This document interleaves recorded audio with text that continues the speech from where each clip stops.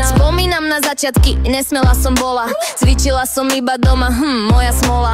Neskôr nabrala odvahu, prekonala blok. Teraz chodím do fitka už nejaký ten rok. Zistila som čo a ako dodnes ma to baví. Do fitka si chodím riešiť všetky svoje stavy.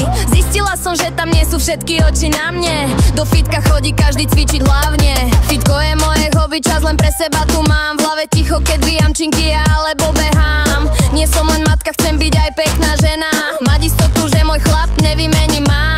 Fitko je liek na dušu aj na stres. Keď hormóny sa búria, keď som besná ako pes. Tehotenstvo a porod na tele zanechali rany. No vďaka fitku patrí medzi šťastné pekné mami. Táto chvíľa je moja, tento čas patrí mne. Keď si cvičím, vo fitku necítim sa už zle. Je mi jedno čo si myslia, pri behu tancujem. Fitko si užívam, nič iné nepotrebujem. Táto chvíľa je moja, tento čas patrí mne. Keď si cvičím, vo fitku necítim sa už zle. Je mi jedno čo si myslia, pri behu tancujem. Fitko si užívam, nič iné nepotrebujem.